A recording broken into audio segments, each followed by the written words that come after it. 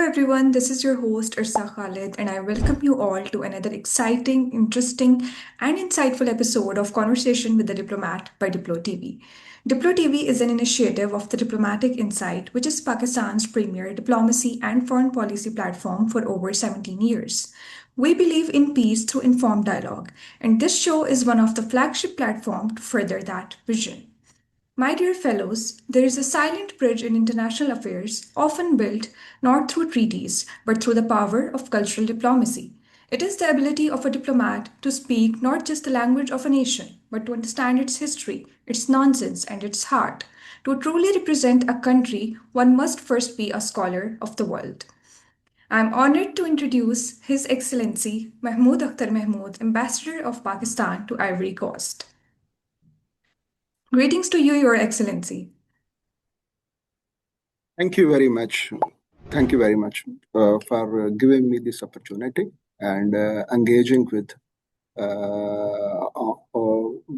an important aspect of you, as you conveyed earlier, that it will be not discussing the politics, but a very different angle of a diplomat's life. Thank you very much for giving me this opportunity and engaging with the diplomat.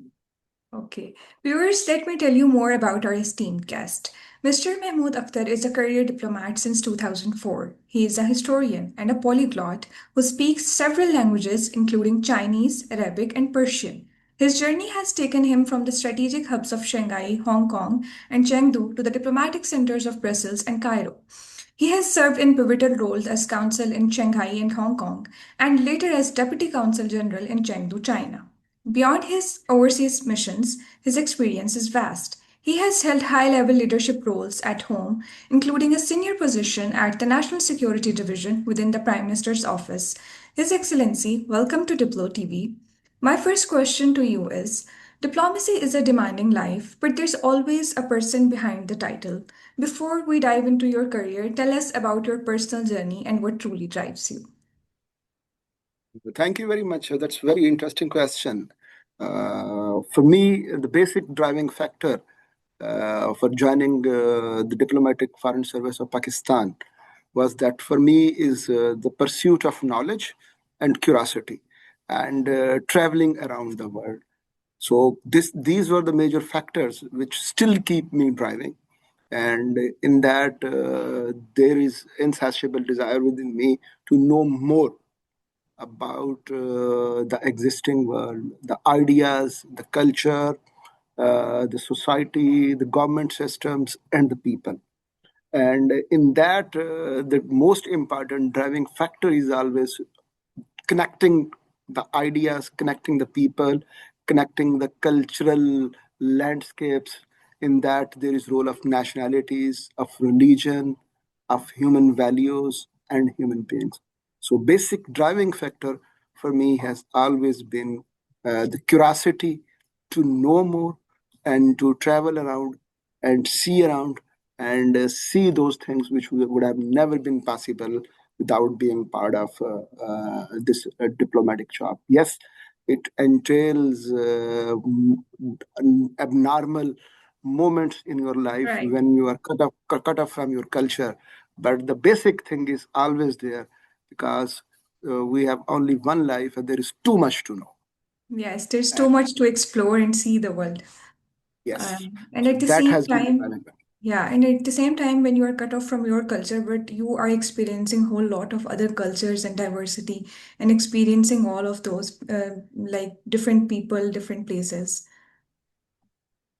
Yes, that is a different places, different foods, different people, different greeting behaviors, different landscape, different architecture, and even sometimes there's a cultural, local things which you never know.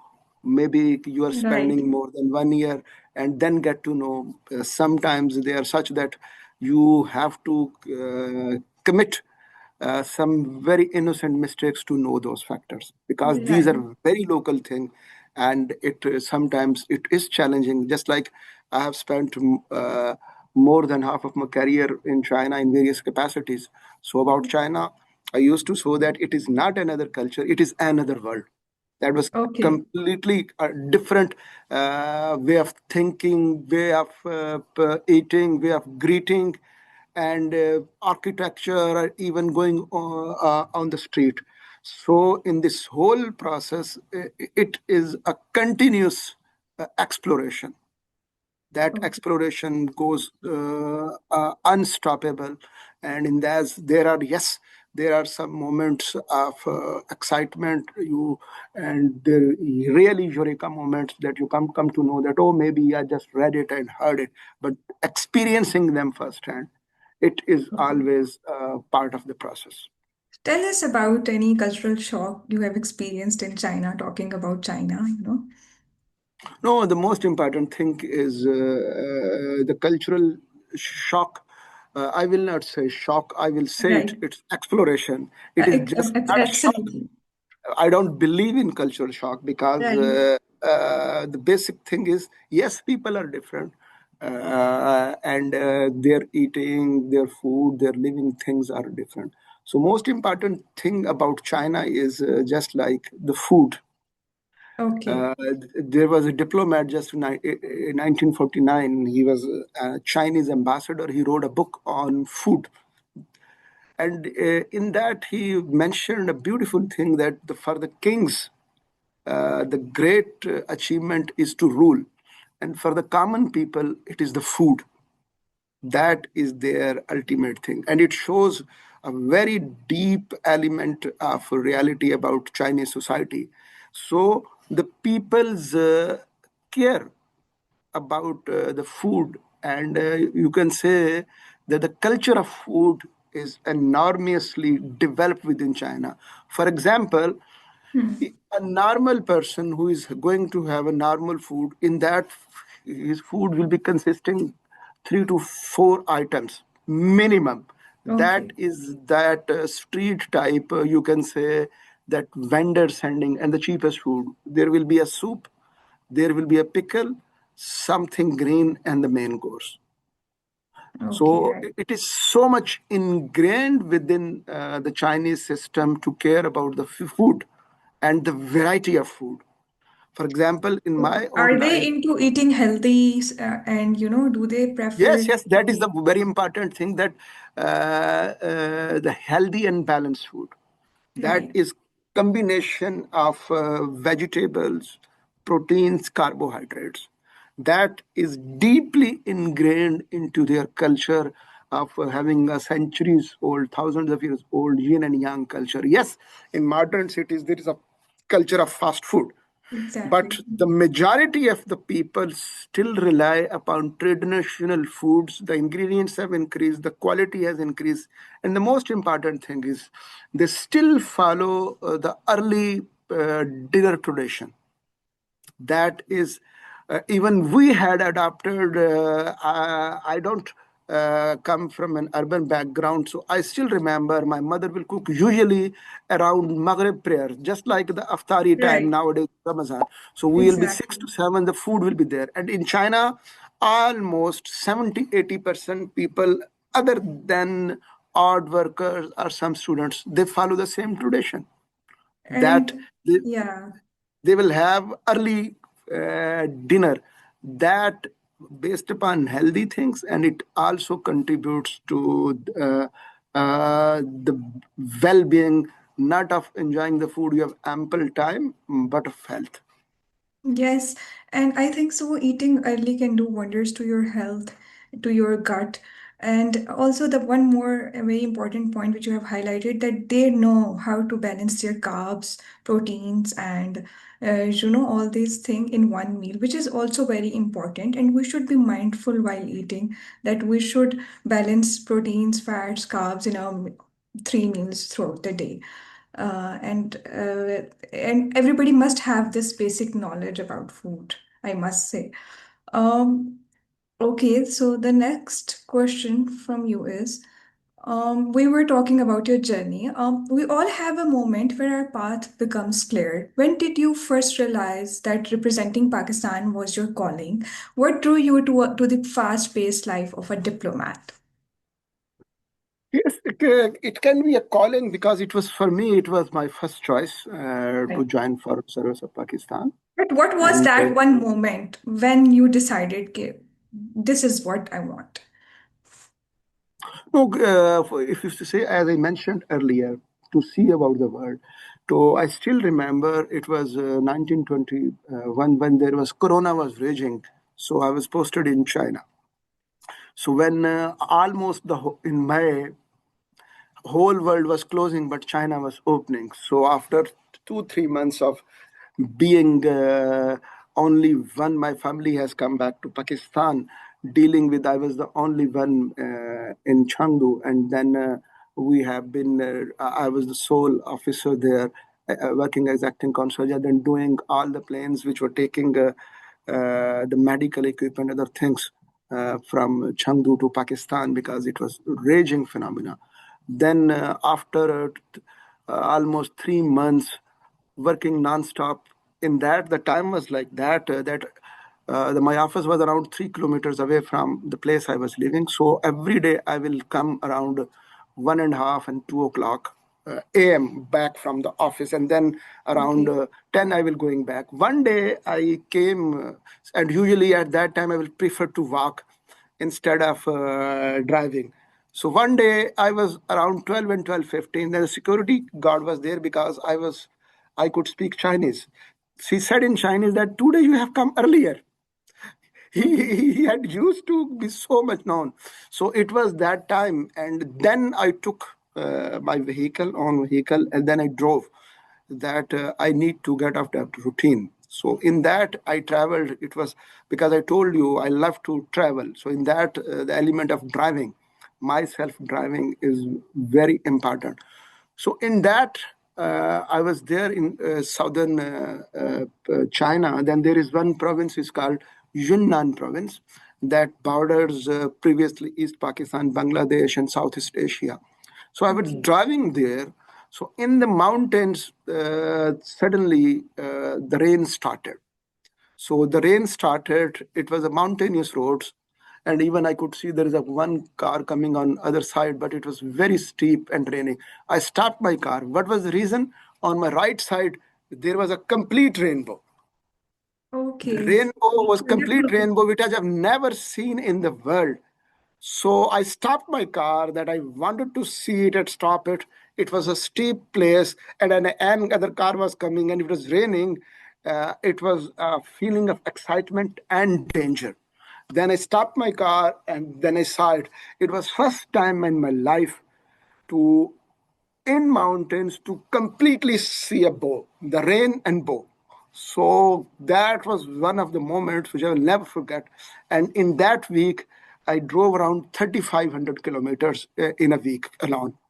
Oh, So that would have never been possible without being in away from your Pakistan and being a diplomat. Of course, that is my personal choice.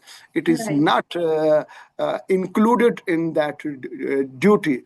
I was there traveling and wanted to meet Pakistani students in those areas, so far flung areas. But in that moment, you just can say Subhanallah that the Exactly. Allah's world is so huge, and you get those moments. We used to watch rainbow, used to study about that, but to Right. seeing at a complete rainbow in the mountains, Different it was experience. it is unforgettable experience for me. Overwhelming. Right. Tell us more about Ivory Coast. Any unique national character or any cultural practice which you like the most here?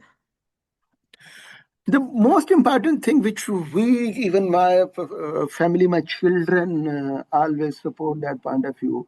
That the one thing is which even you could see in my glasses, the time it is very hot here. So there are only two weathers, very hot and less hot. So Okay. nowadays it is the hot season and the humidity that is more than 90%. So it has uh, shaped up their behaviors and attitudes. Sometimes we compare it to that the things are lazy and the pace is slow, but it is the climate and weather.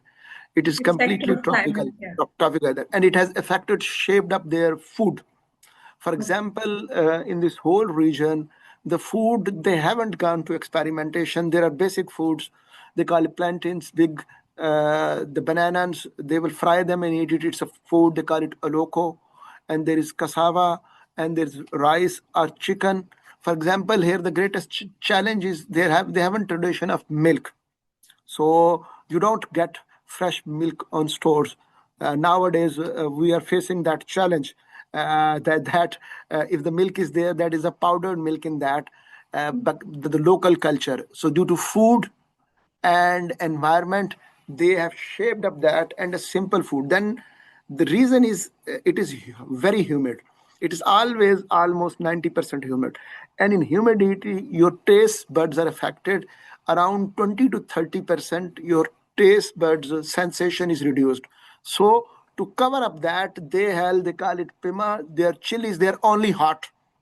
They are so hot that you can't touch them. But here, almost in their food, they will add it in the form of sauce or chutney. The Okay. reason is the weather. In Right. Pakistan, we love to have that, the sauces. Some people have the taste in hot weather, but here, the reason being is that the humidity has affected your taste buds, so they will be using Use. it as an item. It's only hot. It is Okay. not tasty. It is just hot. That's part. On chili, they have the special index, so it will come on 80 or 90%. That is a food speciality.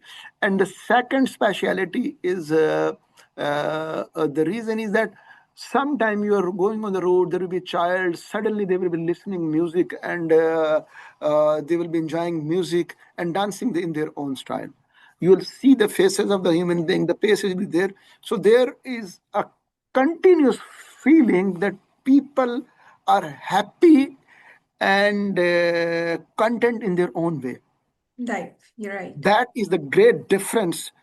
Despite sometimes we get to see that in our part of the world, people are more than sharp, unnecessarily sharp, or you can say it borders on a negative, being cunning or manipulative. Here you will find the people that it is not like that. In maybe some, we say, common sense, there are many things which is very difficult for them to understand, even the workers and something like that. But that is the way of life. The reason possibly, or rather certainly, is they're linked too much to the environment, Right. to the terrain, and they're surviving in such a harsh weather. It used to be rainforest. Now there is only 10 or 15%. So it has affected, the climate has affected and shaped up their world. And that in human history is the factor that it shapes up their behaviors. For example, there's a Ramadan. So I was telling one Muslim here that in Pakistan people pray 20 Tarawih. They say no, they follow Maliki fiqh. They say 8. They say if they're 20, we will not be able to do that. So that is the local cultural element. In Exactly. that, And the climate and the behavior has affected their people's lives. And right. almost the dress, that is, there are 20-30% people wear the western dress, but still the females and the others, they wear their traditional dress. It is just like the females in Punjabi, they used to call it the loin cloth, that is what used to call in Punjabi lacha. The still Right. females, the common females, 70-80% wear that dress And still. I think so the climate has so much to do with the dress as well, Yes, yes, according because that is open, it is airy. sweaty, Yeah, hard, so they get to wear those dresses, and it's still surviving. That is the most important thing, exactly. uh, that it has not been overtaken by that. Of course, the people in workplace or the rich people, they can have the air conditioning, but the common people live there, so their dressing is just like airy. For the females, just like as they have the loincloth, in Punjabi called lacha. In my childhood, I have seen the females wearing that, especially of blue color towards in Jhang and then Faisalabad and those areas. But here, females still do, and they use very bright colors, We can Yeah. say outlandish and bright colors, colorful. They will be outrageous designs, which you cannot say that maybe they are only design, but here people wear it. They will be Yeah. dark blue, dark green, purple. They're royal blue. Oh, yes. So even the males use those colors. And sometimes on special occasions, the couples wear the same dress Okay, this is very nice. completely, completely. That Is this they the are wearing tradition? the same Is dress. this their tradition or they do it No, randomly? it is a cultural thing, being one. Sometimes you see on Christmas, on Eid, or on some special events, the male and female are wearing. Uh, the cloth is made. The dress is made from the same cloth. The color combination, And the style is same something. the same design as well.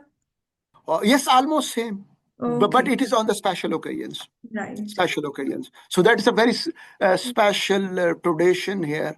And one very interesting, it's a multicultural society. So here you will find many examples that one element of being a diplomat is you come to know, you accept that people are different, and we use the word broad-minded. Not broad-minded is knowing that. So the marriage, intermarriages are very common.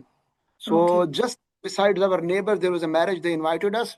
So the girl was Christian and the boy was Muslim. So whatever communication I could make them, and they say that one marriage will be as per the Islamic law, and the other marriage will be they will go in church. Wow. So they asked us before. Religious Uh, harmony as well. no, no, it's very harmonious. Yeah. And in West Africa, the Cote d'Ivoire is the place where Yeah. religion hasn't been so much element of fanaticism. Although in they call it Al Sahel area, there are terrorist activities and Al Qaeda activities going on. But in this society, there's harmonious society, and in this region, since last decades, under the leadership of the president is Muslim now, Al Hassan of Tara, that almost more than 6% is annual growth rate. And the city is continuously developing. And now, but I just said the unique thing that this year they will complete the building, which will be, if completed, will be the highest building in whole of Africa. It will be 421 meters. Now it is the Cairo Towers in New Egypt, Cairo, that is 393 meters high. But this year they are going to complete. It is the government-owned building. They call it Tower F. It will be the highest skyscraper in Africa. And another thing is that there is another city. It is called Yamoussoukro. It has the highest rising with cupola, the Saint Mary's Church. That Okay. is in the largest in the terms of cupola size in the world, and that is unique to that. Exactly. Uh, uh, so, along with the environmental habits, the dressing, the architectural things, and the food, these are the unique things which make it unique a country. And in West Africa, almost they have a ECOWAS is a economic organization. They are more than 43% of its economy, and its per capita income is around 3,000 US dollar per person. Uh, Yeah. uh, so from that angle, the environment has shaped up their behaviors, and with Exactly. that, they produce more than 40% of world cocoa, the chocolates we eat. It's most Yes. and the cashew nuts and rubber. But in food items, these are most likely they will be from Cote d'Ivoire, from Ivory Coast. So here the nature has affected their lifestyles, their dress, their food, and slowly and gradually Their behavior. the scientific development is Yeah. giving them edge because it has one of the best infrastructures in the region. Right. Okay. In the end, what message would you like to give us to our viewers and especially for Diplo TV? Look, it is a message. The most important message is exchange of ideas. That is the message that the idea you have adapted, it is the best that you get to see. In old times, you have to be Ibn Battuta, Ibn Jubair, Marco Polo, or many other people. They will go For years they will live and let you know about people.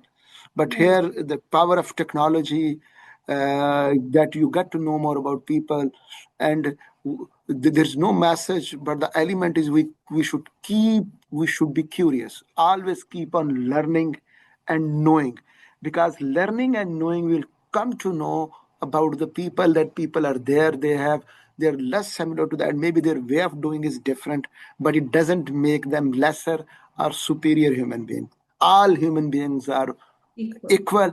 Humanity is equal. Our deeds, our actions determine for them.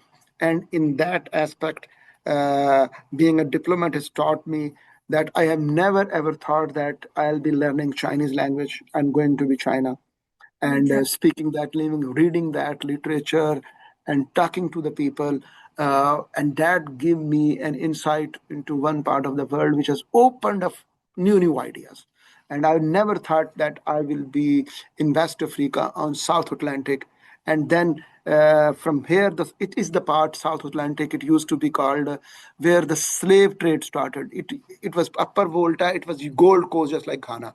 Said the humanity's most dark period, just Right. 200 years ago. It was from this area. And I'm not ambassador only to Ivory Coast. I'm to Liberia, Sierra Leone, and Guinea Conakry. I have been to Liberia. And Liberia is the country in the world, along with Ethiopia, that was never colonized.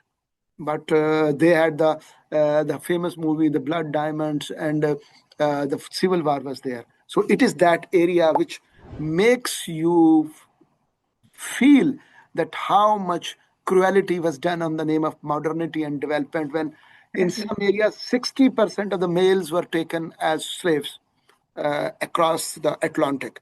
So it was that area from where they took it. But people are surviving here, and it is a tragic part of the history. And Right. as I told you, that with the Pakistan we come from, now they have very deep historical traditional relationship through means of trade and religion. Then that is the reality which brings the world together. So we are not in a position, we are just further receiving the message. The point is we should keep knowing, then we'll come to know that human beings are same. And instead of uh, focusing on differences, we should focus on the core reality of life, that is humanity, that we are one. And in that, living with the people makes you accept yourself and others. Because when you compare, then you will come to know, no, maybe you are living in a cocoon and bubble in a country, then you go that we are the best. No, you come to know that there are far more other things, many civilizations, cultures that human beings have done. And Right. the most important thing is human innocence, and human beauty, and being one with the humans, despite having different culture, different languages, different foods. In the end, we are all human beings. We are created by one Almighty Allah, and we carry that seed of humanity and spirituality, that we are one. And there is no other way to first hand feel that idea through travel. and Yes. and the travel you can get Exploring. that. And the far more difficult or challenging is being a diplomat, that you get to live not too long, but it is long period away from your culture, and it Right. gives you an element of connecting with the people.